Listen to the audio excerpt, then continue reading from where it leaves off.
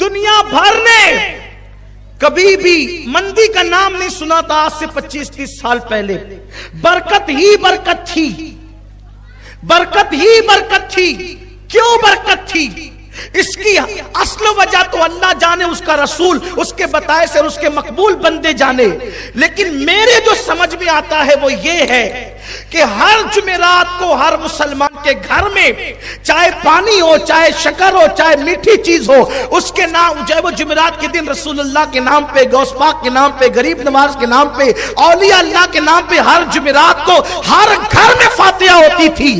اب ہر گھر میں فاتحہ ہونے کی برکت کیا تھی؟ جب نبی کا نام گھر میں لیا جاتا تو نبی کا نام فاتحہ کے بہانے گھر میں لیا جاتا تو اس کی برکت کیا ہوتی تھی؟ آدم نے جب نام محمد لیا تو اللہ نے ان کی مشکل کو دور کر دیا. ہم نام محمد فاتحہ کے نام پہ جب ہر جمعرات گھر میں لیتے تھے تو اللہ اس کی برکت سے مصیبتوں کو دور فرما دیا کرتا. غوث پاک کا نام لیا جاتا تھا, غریب نواز کا نام لیا جاتا تھا. میرے آقا فرماتے, عبداللہ ابن عباس کی روایت ہے کہ اصحاب کہف کا نام لیا جائے تو گھر میں چوری نہیں ہوگی, آگ نہیں لگے گی. ارے اصحاب کہف کا نام لے لو تو اتنی برکت ہوتی ہے. خود محمد رسول اللہ, ان کی اہل بیت کا نام لو, ان کے اصحاب کا نام لو, تو گھروں میں برکت نہیں ہوگی تو کیا ہوگی؟ جب سے تم نے بند کر دیا نا ایصال ثواب, پھر دیکھو تمہارے گھروں کا حال کیا ہوگی.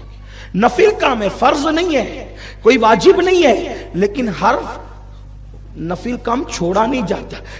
ضروری نہیں ہے لیکن غیر ضروری بھی نہیں ہے. ضروری نہیں ہے لیکن غیر ضروری بھی نہیں ہے. ہمارے بچپن میں ہم دیکھتے تھے ہر جمعرات کو گلی گلی شیرنی تقسیم ہوتی تھی. بانٹنے والے بنو. آقا فرماتے ہیں جب تک تم اپنے بھائی کی مدد کرتے رہو گے اللہ تمہاری مدد کرتا ہے. اب مسلمانوں کو کیا ذہن دیا گیا؟ مت بانٹو, ہڑپ کرو, کھاتے جاؤ. اس کا چھین کھا, اس کا چھین کھا, اس کا لے ڈوبا, اس کا لے ڈوبا. ارے مسلمان دینے آیا, چھیننے نہیں آیا. تو یہ بزرگان دین کا طریقہ ہے. اچھا ایک اہم بات, اس کا فائدہ کیا؟ کچھ لوگوں کو ایسا لگتا ہوگا یار آج یہ بیٹھ کر کے صرف کھانے پینے کی بات کر رہے ہیں, اسلام میں کھانے پینے کا کیا فائدہ؟ یہ اچھی اچھی غذائیں تم بنا بنا کر پکا پکا کر کھاتے کھلاتے ہو. میرے بھائی اس کی حکمت یہ ہے, بہت سارے غریب مسلمان ایسے ہیں جو سال بھر پوریاں پکانے کا کبھی سوچ بھی نہیں سکتے. وہ امام جعفر صادق کی نیاز کی برکت سے ان غریبوں کو پوریاں نصیب ہو جاتی. بہت سارے غریب ایسے ہوتے ہیں جو اچھی اچھی ڈش بنانے کا سوچ بھی نہیں سکتے, لیکن نیاز اور لنگر کے نام پہ ان کے پیٹ میں وہ کھانا چلا جاتا ہے. تو کبھی تو کسی کا دل خوش کرو, کبھی تو کسی کو اور یہ بات یاد رکھنا, کھلا کر جتنا سکون ملتا ہے اتنا کھا کر سکون نہیں ملتا. مومن کی شان ہے وہ اپنا لقمہ دوسرے کے منہ میں ڈالتا ہے. تو میرے آقا علیہ السلام کے پیارے دیوانوں, بات دور نکل گئی. عرض یہ کر رہا تھا کہ ایک کا عمل دوسرے کو فائدہ پہنچاتا ہے. آخری حدیث, اس پہ تفسیرہ کر کے بات ختم. ایک صحابی کا انتقال ہوا. اب دھیان سے سننا, اس پہ بات ختم ہوگی. ایک صحابی کا انتقال ہوا. ان کے انتقال کے بعد ان کے میت میں, ان کے جنازے میں اللہ کے رسول علیہ السلام نے خود شرکت فرمائی. حدیث پاک کا مفہوم ہے, جب ان کو قبر میں دفن کر دیا گیا, جب قبر میں ان کو دفن کر دیا گیا, مٹی ڈال دی گئی, تو آقا کریم صلی اللہ علیہ وآلہ وسلم ان کی قبر پر موجود رہے. جب آقا کریم صلی اللہ علیہ وآلہ وسلم قبر پر موجود رہے تو صحابہ نے کیا دیکھا؟ اچانک اللہ کے رسول صلی اللہ علیہ وسلم کے چہرے پر ایک عجیب سی ناگواری کے آثار, بظاہر پریشانی کے آثار نظر آئے.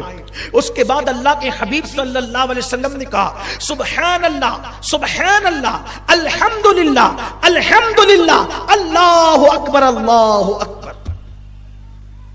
اللہ کے رسول علیہ الصلوۃ والتسلیم نے قبر بننے کے بعد تھوڑی دیر گزری, حضور قبر پر کھڑے ہوئے تھے, چہرے پر آثار ظاہر ہوئے افسردگی کے.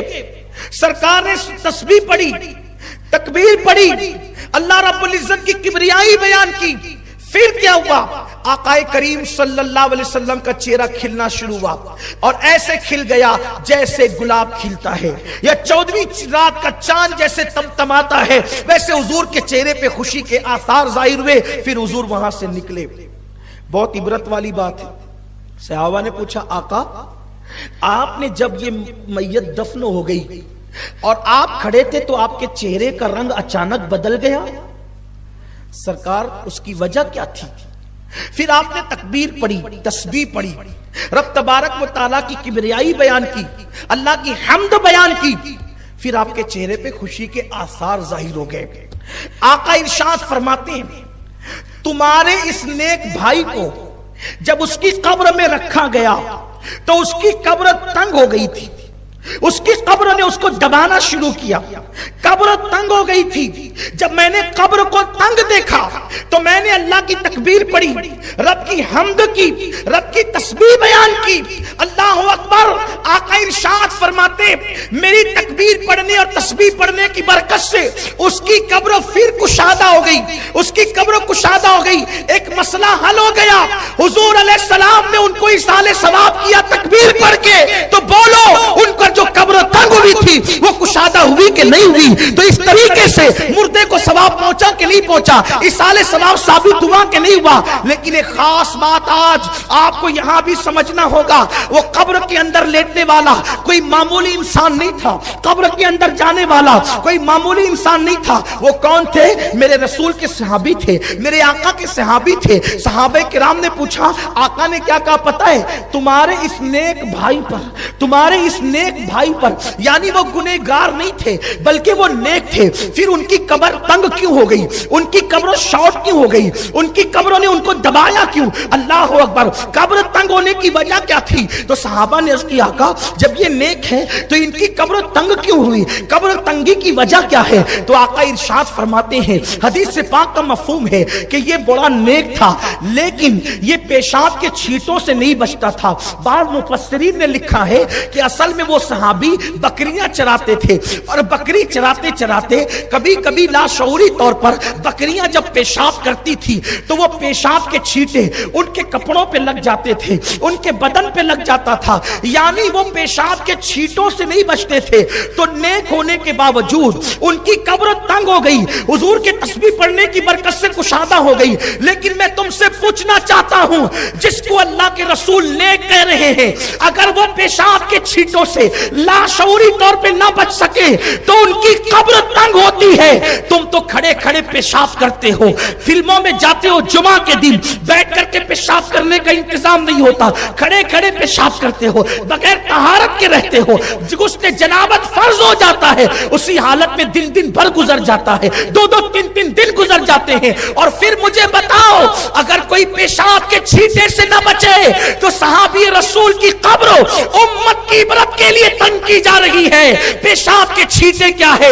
ارے چند چلو پانی سے پیشاب کے چھینٹے دھلے جا سکتے ہیں، وہ دھلنے والی ناپاکی سے اگر صحابی نہیں بچ رہے ہیں تو تعلیم امت کے لیے ان کی قبر تنگ کی جا رہی ہے۔ وہ گناہ جس کو 7 سمندر کا پانی بھی دھل نہیں سکتا، تم ان گناہ سے نہیں بچ رہے ہو، بتاؤ تو ہماری قبروں کا حال کیا ہوگا، ہماری قبروں کے معاملات کیا ہوں گے؟ اللہ اکبر۔ آج مسلمان قبر کے حوالے سے اس قدر بے باک ہو گیا، قبر کی فکر ہی نہیں۔ اذان ہو رہی ہے، مستی مذاق کرتے ہوئے چوک پر بیٹھے ہوئے ہیں، نکڑوں پر بیٹھے ہوئے ہیں، گھروں کے اندر فلمیں دیکھ رہے ہیں، سیریل دیکھ رہے ہیں، موبائل کے اندر گیم کھیل رہے ہیں، موبائل میں ڈوب چکے ہیں، کوئی کیرم کھیل رہا ہے، اللہ اکبر، کوئی شراب کے اڈوں کو آباد کر رہا ہے۔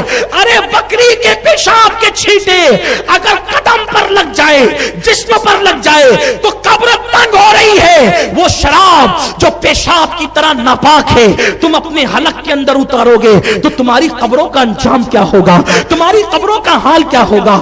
آج مسلمان اتنا بے باک ہو گیا کہ دنیا کی رنگ ریلیوں میں ڈوب کر کے قبر کو بھول گیا۔ یاد رکھنا، قبر وہ قبر ہے جہاں پر کسی کا خاندان نہیں دیکھا جاتا، قبر وہ قبر ہے اللہ اکبر جہاں کسی کی خوبصورتی نہیں دیکھی جاتی، کسی کی وجاہت نہیں دیکھی جاتی، کسی کی مال و دولت نہیں دیکھی جاتی، قبر انسان سے دباتی ہے۔ اللہ کے رسول علیہ الصلوۃ والتسلیم فرماتے ہیں کہ جب بے نمازی کو اس کی قبر میں رکھا جاتا ہے تو جب قبر اس کو چاروں طرف سے دباتی ہے تو چاروں طرف سے اس کی پسلیاں آپس میں ایسے مل جاتی ہے، یہ انگلی کر کے اللہ کے حبیب نے انگلیوں کا اشارہ کر کے بتایا، دونوں طرف کی پسلیاں آپس میں مل جاتی ہیں۔ اے میری قوم کے جوانوں، کیرم کلب میں بیٹھ کر کے وقت ضائع کرنے والوں، شرائط پر تاش کے پتے کھیلنے والوں، حرام لقمہ اپنے پیٹ میں ڈالنے والوں، ایک وقت وہ جلد آنے والا ہے۔ موت کی تلوار تمہارے سروں پر بھی لٹک رہی ہے، موت کی تلوار میرے سر پہ بھی لٹک رہی ہے۔ بولو ہم نے کیا تیاری کی ہے؟ آج مال و دولت کی محبت میں اتنے غافل ہو گئے کہ قبر کو بھول گئے۔ میرا اللہ قرآن میں فرماتا ہے، الہاکم التکاثر حتی زرتم المقابر، مال کی زیادہ طلبی نے تمہیں ہلاک کر دیا، یہاں تک کہ تم قبر کے دہانے تک پہنچ گئے۔ آج نہ حلال دیکھا جا رہا ہے نہ حرام دیکھا جا رہا ہے، الگ الگ انداز سے کاروبار کیے جائے۔ اگر مال کمانے کے لیے کسی کا قتل کرنا پڑے تو آج کا مسلمان قتل بھی کر رہا ہے، مال کے لیے کسی کا گھر اجاڑنا پڑے تو آج کا مسلمان گھر بھی اجاڑ رہا ہے، مال کمانے کے لیے اللہ رسول کی نافرمانی کرنی پڑے تو آج کا مسلمان اللہ رسول کی نافرمانی بھی کر رہا ہے۔ میرے بھائیوں، آخر بتاؤ تو کتنی گارنٹی لے کر آئے ہو؟ کب تک جیو گے؟ حلال مال کمانے والے مال اپنی قبروں میں نہیں لے جائیں گے تو حرام کمانے والے لے جائیں گے اپنی قبر میں مال۔ کیوں جا رہی ہے میری قوم نشے کی طرف؟ کیوں جا رہی میری قوم حرام کی طرف؟ لوگوں کا حال ہی ہو گیا، 10 روپے قرضہ دے، کل 15 لا کر کے دوں گا، یہ سود ہے۔ کچھ تو ایسے نکامے ہیں کہ بیٹھے رہتے ہیں ہوٹل پہ، ہوٹل کی کرسیاں توڑتے رہتے، بیوی جائے برتن جھاڑو کرنے اور یہ ننگے نواب، یہ اپنی استری نہیں ٹوٹنی چاہیے۔ اسلام بوجھ بننے کی بات نہیں کرتا، اسلام بوجھ اٹھانے کی بات کرتا ہے۔ مرد وہ نہیں ہے جو بیوی کی تنخواہ پر گزارا کرے، مرد وہ ہے جو خود کما کر کے دوسروں کا بوجھ اٹھائے۔ لوگ بڑی بڑی باتیں کرتے ہیں، حرام مال کماتے ہیں، بیٹھے رہیں گے، وہ آ رہا ہے، وہ نہیں ہے وہ ہے، وہ نہیں ہے وہ ہے، اچھا شرط لگا، وہ نکلا تو تو چائے پلائے گا؟ اسلام میں شرط لگانے کی کیا گنجائش ہے؟ نہیں، کچھ نہیں۔ کچھ لوگ ایسے گھنٹوں گیم کھیلتے موبائل پہ بیٹھے ہوتے، کھلونا بنا لیا موبائل کو، ناجائز ہے، ٹائم برباد کر رہے ہو۔ سوچو قبر، صحابی رسول کی قبر، صرف پیشاب کے چھینٹوں سے نہ بچے، قبر تنگ ہو گئی۔ اور صحابی کسے کہتے ہیں؟ اولیاء سے بڑا مرتبہ صحابہ، بڑے سے بڑا ولی صحابی کے قدم تک نہیں پہنچ سکتے۔ جب ان کی قبر صرف پیشاب کے چھینٹے سے، وہ بھی جان بوجھ کے نہیں، لاشعوری طور پر، ہماری قبریں کیا ہوگی؟ ہم نے تو شراب کو حلق کے اندر ڈالا ہے جو پیشاب کی طرح ناپاک ہے۔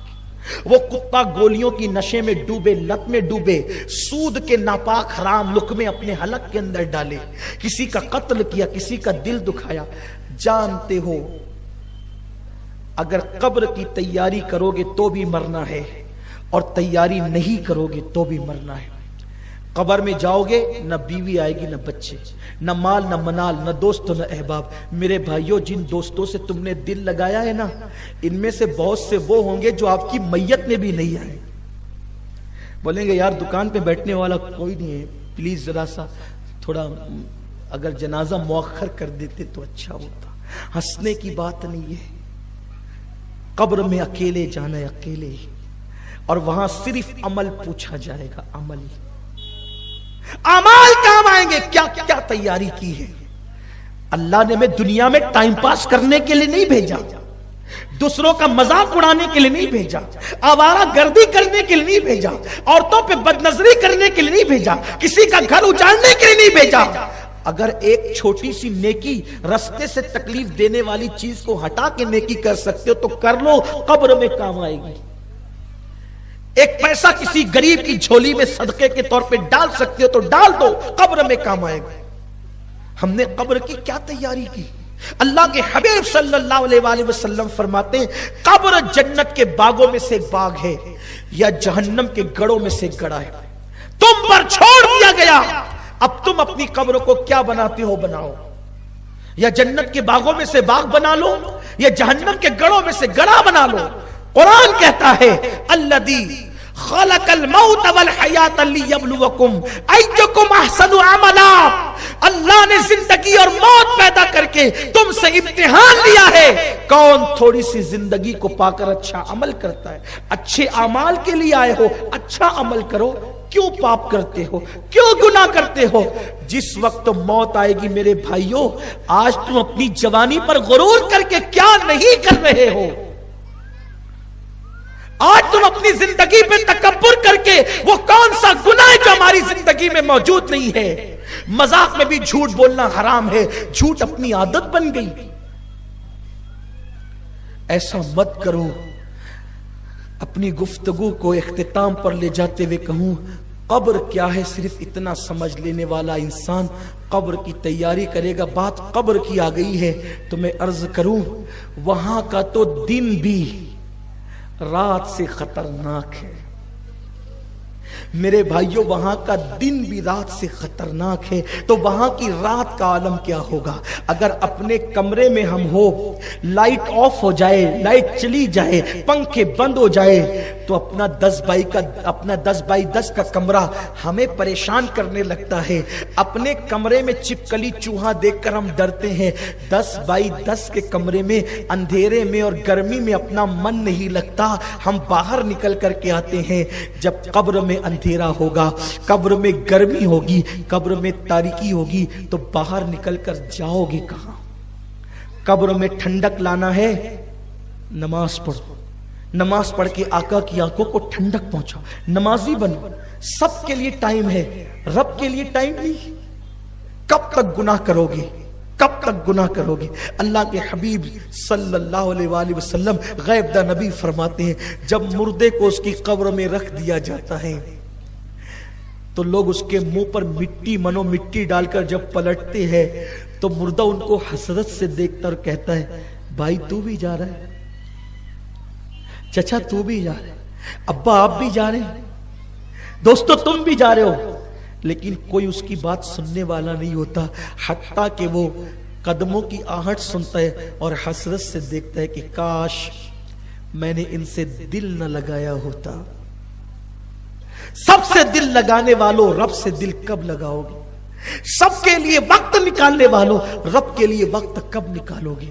جن لوگوں کو یہ معرفت نصیب ہو گئی وہ اپنی قبروں کی راتوں کو درست کرنے کے لیے پوری رات روتے تھے۔ اور یاد رکھنا، جنہوں نے قبر کی تیاری کی، انشاءاللہ ان کی قبر جنت کے باغوں میں سے ایک باغ ہوگی، ان کے لیے جنت کا بستر بچھایا جائے گا، ان کے لیے جنت کا بستر بچھایا جائے گا اور کہا جائے گا، نم کا نومت العروس، سو جا ایسے جیسے پہلی رات کی دلہن سوتی ہے۔ غفلت مت کرو، یہ زندگی پہلی اور آخری مرتبہ دی گئی ہے۔ کب تک کے نشے کی لت میں پڑو رہو گے؟ کب تک لڑائی جھگڑے کرتے رہو گے؟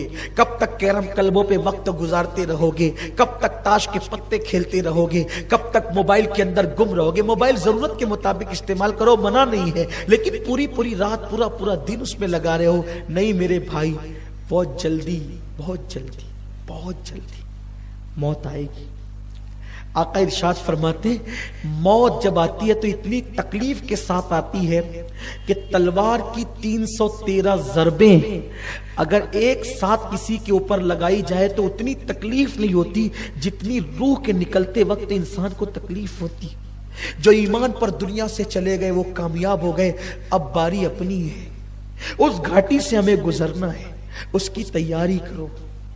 دنیا کی رنگریلیوں میں کب تک ڈوبے رہو گے؟ لوگ کہتے ہیں ارے وہ ابھی بیٹھا تھا ابھی چلا گیا، ابھی کھانا کھا رہا تھا چلا گیا، ابھی مجھ سے مل کے گیا چلا گیا۔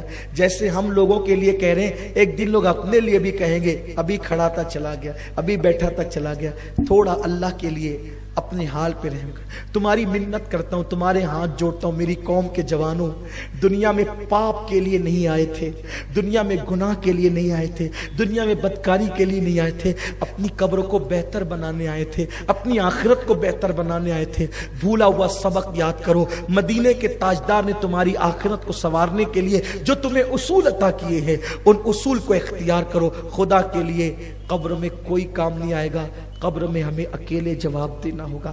قبر کے اندھیرے کو اگر اجالے میں تبدیل کرنا ہے، اللہ کے گھروں کو آباد کرو، داڑیاں منڈا کر گٹروں میں مہروں پہ داڑیاں سجاؤ، صدقہ کثرت سے دو، اللہ بری موت سے بچائے گا۔ آقا ارشاد فرماتے ہیں جو کثرت سے صدقہ دیتا ہے اللہ اس کو بری موت سے بچاتا ہے۔ ہمیشہ سچ بولو تاکہ مرتے وقت زبان پہ کلمہ نصیب ہو، اچھی موت آئے، کلمے والی موت آئے۔ گانے مت گنگناؤ، کانوں میں ایئر فون لگا کر کے وقت